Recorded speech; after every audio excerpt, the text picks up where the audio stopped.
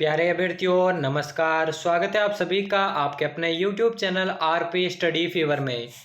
तो दोस्तों एक बार फिर से नई क्लास में आप सभी का स्वागत है। जितने भी छात्र छात्राएं बीएसटीसी 2022 की तैयारी कर रहे हैं, ठीक है ना, बीएसटीसी 2022 की जितने भी अभ्यर्थी तैयारी कर रहे हैं उनके लिए ये क्लास और ये चैनल महत्वपूर्ण होने वाला है। दोस्तों आज की क्लास में शिक्षण अभिरुचि के अति महत्वपूर्ण प्रश्नों पर चर्चा करने वाले हैं, इसलिए सभी अभ्यर्थी ज्वाइन हो जाइए। सभी अभ्यर्थी जल्दी से ज्वाइन हो जाइए। दोस्तों जल्दी से हम क्लास को शुरू करने वाले हैं। सभी अभ्यर्थी जितने भी छात्र छात्राएं बीएसटीसी की तैयारी कर रहे हैं वो सभी ज्वाइन हो जाइए। आपको मालूम है शिक्षण अभिरुचि के 50 प्रश्न आते हैं, तो उन ही महत्वपूर्ण प्रश्नों को जो कि एग्जाम में महत्वपूर्ण हो सकते हैं उनको यहाँ पर चर्चा करने वाले हैं। तो सभी जल्दी से ज्वाइन हो जाए, अपने फ्रेंड्स में इस क्लास को शेयर कर दीजिएगा। शिक्षण अभिरुचि की महत्वपूर्ण क्लास होने वाली है। जितने भी अभ्यर्थी हैं जल्दी से ज्वाइन हो जाए ताकि जल्दी से क्लास को शुरू कर सके। तो काफ़ी लोग यहाँ पे ज्वाइन हो चुके हैं, तो बिना किसी देर के क्लास को शुरू करते हैं। पहला क्वेश्चन आप देख सकते हैं, शिक्षा का स्तर दिन प्रतिदिन गिरता जा रहा है, इसके लिए आप किसे दोषी मानते हैं? शिक्षा का जो स्तर है दिन प्रतिदिन गिरता जा रहा है, इसका दोषी कौन है आपके अनुसार? इसके ऑप्शन है छात्रों को, अभिभावकों को, पाठ्य पुस्तकों को, संपूर्ण शिक्षा व्यवस्था को। कौन सा इसका करेक्ट आंसर होगा जल्दी से बताइए। देखिए ऑप्शंस को पहले पढ़ना है, उसके बाद अपने माइंड से आंसर देना है। आप सभी को आंसर देना है। क्या हो जाएगा करेक्ट आंसर? शिक्षा का स्तर दिन प्रतिदिन गिरता जा रहा है, इसका दोषी कौन है? देखिए दोस्तों अगर शिक्षा का जो स्तर है वो गिरता है तो इसके लिए अकेले छात्र ना तो जिम्मेदार है, ठीक है ना, केवल अकेले छात्र इसके लिए जिम्मेदार नहीं है। वही बात करें अभिभावकों की तो केवल अभिभावक भी इसके जिम्मेदार नहीं है। शिक्षा का जो स्तर गिरता है उसके लिए ना तो छात्र जिम्मेदार है, ना अभिभावक जिम्मेदार है और ना ही पाठ्य पुस्तकें जिम्मेदार है, बल्कि इसके लिए जो संपूर्ण अर्थव्यवस्था, माफ कीजिएगा, शिक्षा व्यवस्था है, संपूर्ण जो शिक्षा व्यवस्था है वही इसके लिए जिम्मेदार है। देखिए केवल छात्र इसमें कोई दोषी नहीं मान सकते, केवल अभिभावकों को भी दोषी नहीं मान सकते और पाठ्य पुस्तकों का भी कोई दोष नहीं है। जो दोष है वो संपूर्ण शिक्षा व्यवस्था में है, जिसके कारण जो शिक्षा का स्तर है वो दिन प्रतिदिन गिरता जा रहा है। तो चौथा ऑप्शन इसका करेक्ट आंसर होगा। उम्मीद करता हूं सभी अभ्यर्थियों ने इसका राइट आंसर दिया होगा। चलिए बढ़ते हैं अगले प्रश्न की ओर। अगला प्रश्न देखिए, अगला है विद्यार्थियों द्वारा कक्षा में प्रश्न उठाया जाए तो अध्यापक को क्या करना चाहिए? यदि विद्यार्थी जो है कक्षा में प्रश्न उठाते हैं तो अध्यापक को क्या करना चाहिए? पहला ऑप्शन है उन्हें प्रोत्साहित करना चाहिए, दूसरा उन्हें दंड देना चाहिए, अगला है शिक्षण के समय प्रश्न न करने का सुझाव दे, या फिर चौथा है प्रश्न की महत्ता पर भाषण दे। बहुत ही कॉमन प्रश्न है, जल्दी से इसका आंसर बताइए कौन सा इसका करेक्ट आंसर है। देखिए सबसे पहले नेगेटिव आंसर्स को आपको अलग कर देना है, उसके बाद जो करेक्ट आंसर है उसको आपको सेलेक्ट करना है। विद्यार्थियों द्वारा कक्षा में अगर प्रश्न उठाया जाए तो अध्यापक को चाहिए। देखिए नीचे से शुरू करते हैं हम, ठीक है ना, नीचे से शुरू करते हैं। चौथा ऑप्शन कह रहा है प्रश्न की महत्ता पर भाषण दे, ये तो गलत हो जाएगा दोस्तों। भाषण देने से उस प्रश्न का उत्तर ना तो निकलेगा ना ही समाधान होगा, तो ये तो गलत हो जाएगा। फिर तीसरा ऑप्शन है शिक्षण के समय प्रश्न न करने का सुझाव दे। देखिए दोस्तों बच्चे अगर शिक्षण के समय प्रश्न न करेंगे तो कब करेंगे, ठीक है ना, जब वो पढ़ रहे हैं और उसी समय उनको कोई चीज समझ में नहीं आएगी तभी तो प्रश्न करेंगे। शिक्षण करने के बाद वो कहां पर किससे पूछेंगे, तो ये भी गलत हो जाएगा। अगला है उन्हें दंड दे, ये तो आपको मालूम है सीधा सीधा 0 नंबर दिलाने वाला ऑप्शन है, उन्हें दंड नहीं दिया जा सकता। जो करेक्ट आंसर है वो हो जाएगा दोस्तों पहला ऑप्शन है उन्हें प्रोत्साहित करे, यानी कि विद्यार्थी अगर कक्षा में कोई प्रश्न पूछता है, कोई प्रश्न उठाता है तो उन्हें प्रोत्साहित करना चाहिए ताकि वो अगली बार और प्रश्न कर सके और उनकी समस्याओं का समाधान हो सके। तो पहला ऑप्शन इसका करेक्ट आंसर होगा। उम्मीद करता हूं सभी ने यही करेक्ट किया होगा। चलिए बढ़ते अगले प्रश्न की ओर। अगला है नगरीय क्षेत्र में बाढ़ आने पर आप विद्यार्थियों को किस प्रकार प्रोत्साहित करेंगे? नगरीय क्षेत्र में बाढ़ आने पर आप विद्यार्थियों को किस प्रकार प्रोत्साहित करेंगे? ऑप्शंस को पढ़ते हैं। बाढ़ का अवलोकन करें और एक निबंध लिखे, फिर है बाढ़ पीड़ितों की सहायता करें, तीसरा है बाढ़ ग्रस्त क्षेत्रों में लोगों के खाने पीने का प्रबंध करें, चौथा है बाढ़ ग्रस्त क्षेत्रों में फंसे लोगों का मजाक उड़ाए। करेक्ट आंसर बताइए। बाढ़ का अवलोकन करें और एक निबंध लिखे, बाढ़ पीड़ित की सहायता करें, बाढ़ ग्रस्त क्षेत्रों में लोगों के खाने पीने का प्रबंध करें, या फिर चौथा ऑप्शन है बाढ़ ग्रस्त क्षेत्रों में फंसे लोगों का मजाक उड़ाए। कुछ इस प्रकार से प्रश्न है, नगरीय क्षेत्रों में बाढ़ आने पर आप विद्यार्थियों को प्रोत्साहित करेंगे किस प्रकार? तो चलिए ऑप्शंस को पढ़ते हैं। पहला ऑप्शन कह रहा है बाढ़ का अवलोकन करें और निबंध लिखे। देखिए दोस्तों वहां बाढ़ में लोग पीड़ित है, मर रहे हैं और यहाँ आप निबंध लिखेंगे क्या? बिल्कुल नहीं, ये तो गलत हो जाएगा। दूसरा है बाढ़ पीड़ित की सहायता करेंगे, ये करेक्ट आंसर है, ठीक है ना। तीसरा है बाढ़ ग्रस्त क्षेत्रों में लोगों के खाने पीने का प्रबंध करेंगे, ये भी सही है। चौथा है बाढ़ ग्रस्त क्षेत्रों में फंसे लोगों का मजाक उड़ाए। देखिए दोस्तों पहला और चौथा ऑप्शन तो आपका सीधा सीधा गलत हो जाएगा। अब आपको दूसरे और तीसरे में करेक्ट आंसर बताना है, तो दूसरा इसका बिल्कुल करेक्ट आंसर होगा। सबसे पहले आपको बाढ़ पीड़ितों की सहायता करनी है। किस प्रकार? जो भी बाढ़ में पीड़ित है उनको बाहर निकलवाना, उनको अच्छी जगह सप्लाई में भेजना। उसके बाद दोस्तों बाढ़ ग्रस्त क्षेत्रों में लोगों के खाने पीने का प्रबंध करेंगे। पहले उनकी जान की रक्षा करेंगे आप लोग जितना भी कर पाए, उसके बाद उनके खाने पीने का प्रबंध करेंगे। तो ये जो तीसरा ऑप्शन है ये दूसरे ऑप्शन से नीचे आएगा, ठीक है ना। सबसे करेक्ट आंसर होगा नंबर 2 वाला। ये आपको 2 नंबर दिलाएगा और ये आपको 3 नंबर दिलाएगा, इसलिए आपको 3 नंबर वाला चूज करना है, तो दूसरा ऑप्शन इसका करेक्ट होगा। चलिए बढ़ते हैं अगले प्रश्न की ओर। अगला है मनोवैज्ञानिक रूप से सीखना क्या है। मनोवैज्ञानिक रूप से सीखना क्या है आपको बताना है। पहला ऑप्शन है विषय को याद करना, दूसरा है साक्षरता, तीसरा है व्यवहार में परिवर्तन, चौथा है ज्ञान प्राप्त करना। क्या हो जाएगा करेक्ट आंसर? मनोवैज्ञानिक रूप से सीखना क्या कहलाता है? यहाँ पे आपको सीखने की परिभाषा बतानी है मनोवैज्ञानिक तरीके से। क्या हो जाएगा इसका करेक्ट आंसर? देखिए दोस्तों आपने मनोवैज्ञानिक बहुत बार पढ़ा होगा, जहां पे आपको बताया गया है कि व्यक्ति के व्यवहार में जो परिवर्तन होता है, ठीक है ना, व्यवहार में जो परिवर्तन होता है उसे ही सीखना बोला जाता है, अधिगम बोला जाता है। इसलिए तीसरा ऑप्शन सीधा सीधा इसका करेक्ट आंसर हो जाएगा। बाकी तीनों दोस्तों मनोवैज्ञानिक के अनुसार सीखना नहीं है, तीसरा ऑप्शन इसका करेक्ट होगा। तो चलिए बढ़ते अगले प्रश्न की ओर। अगला है अपनों से बड़ों का आदर करने की आदत का विकास करने के लिए शिक्षकों को क्या करना चाहिए। अपने से बड़ों का आदर करने के लिए शिक्षकों को क्या करना चाहिए अगर आपको ये आदत विकसित करनी है? पहला ऑप्शन है आदर पर भाषण देना चाहिए, ये तो इसी समय गलत कर दीजिए आप, भाषण का कोई भी प्रश्न आपका सही नहीं होगा। दूसरा है गोष्ठियों का आयोजन करेंगे, गोष्ठियों का आयोजन करने से आप इस आदत का, ठीक है ना, आदर की विकास नहीं कर पाएंगे, आदत की भावना का विकास शिक्षकों का द्वारा नहीं किया जा सकता। तीसरा है स्वयं अपने से बड़ों का आदर करना चाहिए, ये सबसे करेक्ट आंसर होगा। चौथा है विभिन्न महापुरुषों के जीवन से संबंधित उदाहरण देंगे, उदाहरण देने से शिक्षकों में आदर करने की भावना का विकास नहीं होगा। जो सबसे करेक्ट आंसर होगा दोस्तों, अपनों से बड़ों का आदर करने की आदत का विकास करने के लिए शिक्षकों को क्या करना चाहिए? तो पहले स्वयं उनको अपने बड़ों का आदर करना चाहिए। स्वयं अगर कोई शिक्षक अपने से बड़ों का आदर करेंगे तो भी उनको देखकर उनका अनुसरण करके बच्चे भी जो है अपने से बड़ों का आदर करेंगे। तो इसका जो करेक्ट आंसर होगा वो होगा नंबर 3 वाला। चलिए बढ़ते हैं अगले प्रश्न की ओर। अगला प्रश्न है वाणी एवं भाषा का विकास न होने का कारण क्या है। यानी कि किसी बच्चे में वाणी और भाषा का विकास नहीं हो पाया, इसका आप क्या कारण मानते हैं? पहला ऑप्शन है भाषा ज्ञान के पश्चात बहरापन आना, दूसरा है भाषा ज्ञान के पूर्व बहरापन आना, तीसरा है जन्म से बहरापन होना, या फिर चौथा है जन्म के पश्चात बहरापन होना। क्या हो जाएगा इसका? सीधा सीधा आंसर आपको बताना है। वाणी एवं भाषा का विकास ना होने का मुख्य कारण क्या है? देखिए दोस्तों कोई भी बच्चा अगर जन्म से बहरेपन का शिकार है, ठीक है ना, जन्म से अगर वो बहरेपन का शिकार है तो उसमें ना तो वाणी का विकास होगा और ना ही भाषा का विकास होगा, ठीक है ना।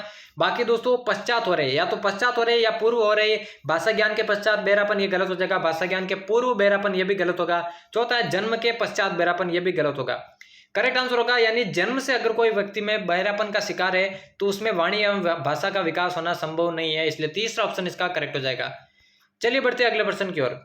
देखिए जितने भी अभ्यर्थियों ने चैनल को अभी तक सब्सक्राइब नहीं किया तो जल्दी से कर लेना, क्योंकि ऐसी क्लासेज आपको चैनल पर आगे भी देखने को मिलेगी। अगला है पुस्तकालय की पुस्तक फट जाने पर छात्र, पुस्तकालय की कोई छात्र किसी पुस्तकालय की कोई पुस्तक किसी छात्र के द्वारा फट जाती है तो आप क्या करेंगे? छात्र से आर्थिक दंड लेंगे, छात्र से बाजार से वैसी नई पुस्तक लाने को कहेंगे, या फिर छात्र को पुस्तक को सही करके लाने को कहेंगे, वह भविष्य में ध्यान रखने के लिए कहेंगे। चौथा है भविष्य में उससे कभी पुस्तक नहीं देंगे। तो पुस्तकालय में किसी छात्र द्वारा कोई पुस्तक फट जाती है तो आप क्या करेंगे? देखिए ऑप्शंस को पढ़ते हैं। छात्र को आर्थिक दंड देंगे या छात्र से आर्थिक दंड लेंगे, ये तो गलत हो जाएगा। फिर देखिए दोस्तों अगला है उसे बाजार से वैसी ही नई पुस्तक लाने को कहेंगे। क्यों भाई? पुस्तकालय में अगर कोई पुस्तक किसी बच्चे से खराब हो जाती है तो वो नई पुस्तक कहां से लाएगा? नई पुस्तक कहां से लाएगा, इसलिए यह भी गलत हो जाएगा। अगला प्रश्न देखिए, अगला है पुस्तक को सही करके लाने को कहेंगे, वह भविष्य में ध्यान रखने के लिए कहेंगे, यही इसका सबसे करेक्ट आंसर होगा दोस्तों। यानी कि बच्चे को आप पुस्तक को सही करके लाने को कहेंगे और ये समझाएंगे कि भविष्य में वो इस बात का ध्यान रखे कि कोई भी पुस्तक फटे ना।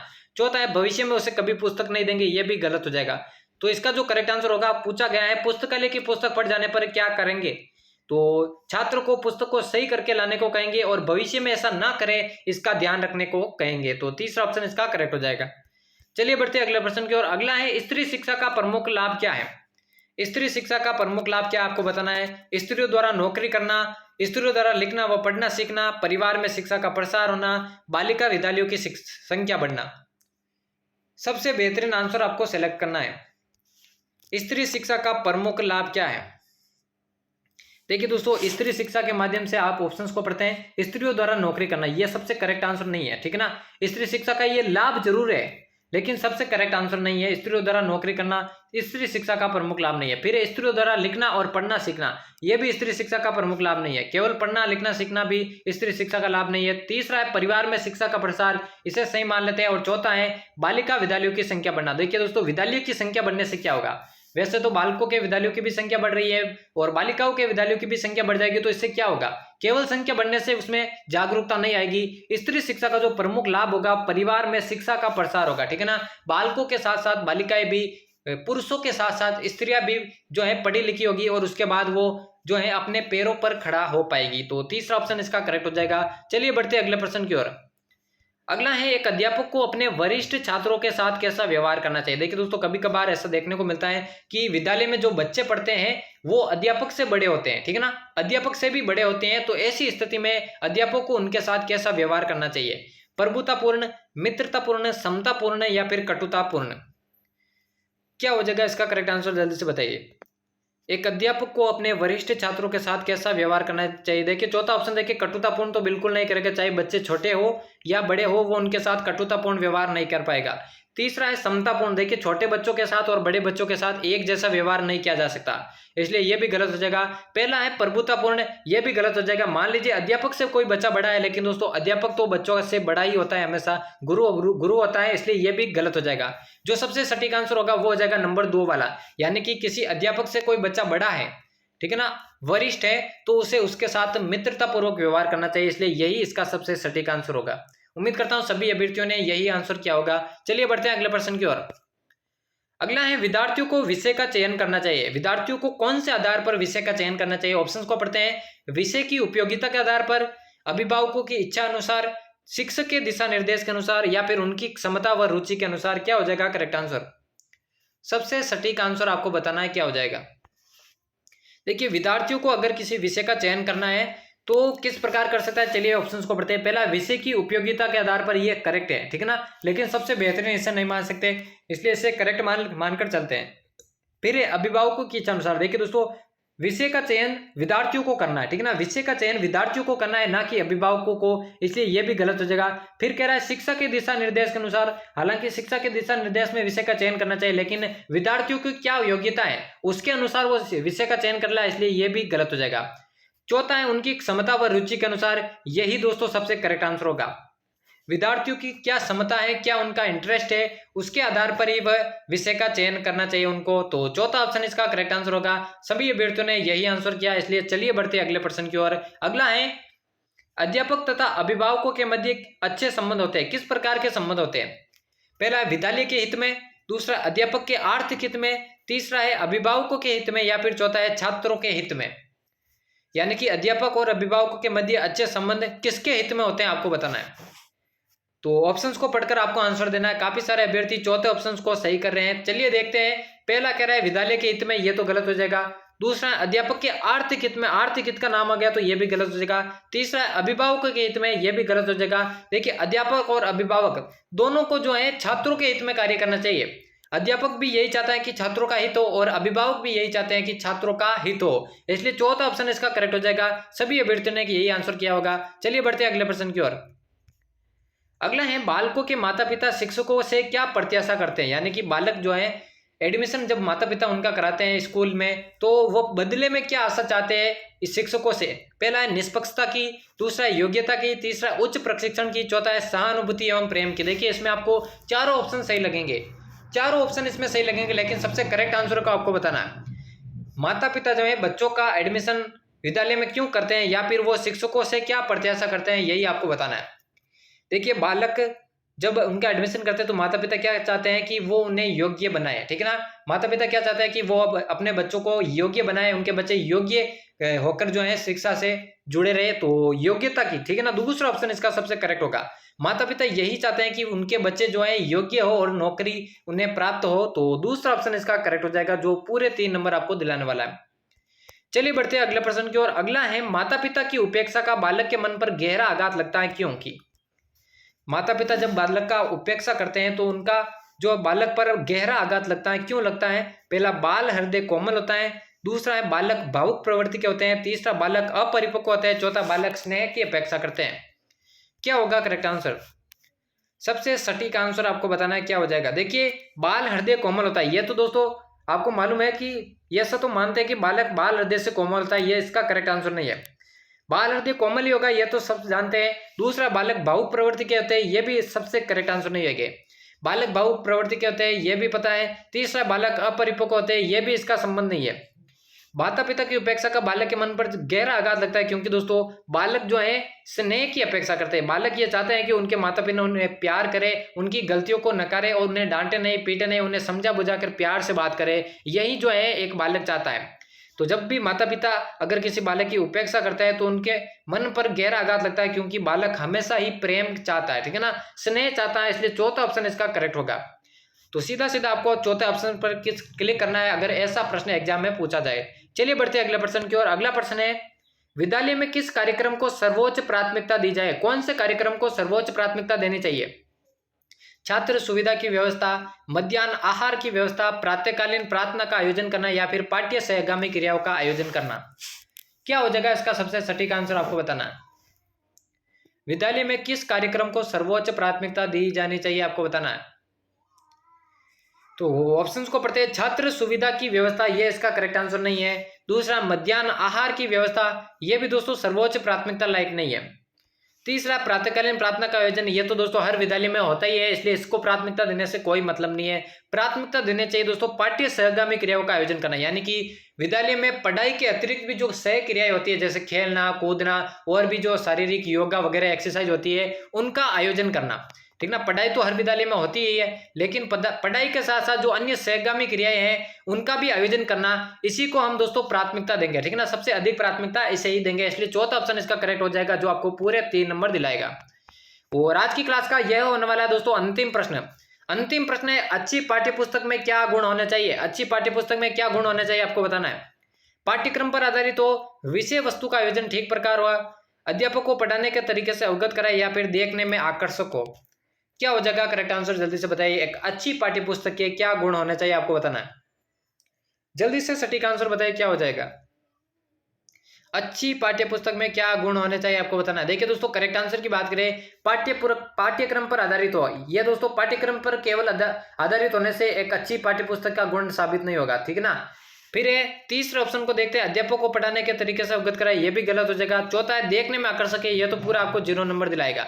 केवल देखने में आकर्षक होने वाली पुस्तक में अच्छे गुण में नहीं हो सकते। जो करेक्ट आंसर होगा दोस्तों वो हो जाएगा नंबर 2 वाला, यानी कि विषय वस्तु का आयोजन किस प्रकार से है, पाठ्यपुस्तक के अंदर विषय वस्तु किस प्रकार से दी है, इसी से उसका गुण साबित होगा। इसलिए दोस्तों अच्छी पाठ्यपुस्तक में क्या गुण होना चाहिए, एक विषय वस्तु का आयोजन जो है उसमें ठीक प्रकार का हो, इसलिए यही इसका सटीक आंसर होगा दूसरा ऑप्शन।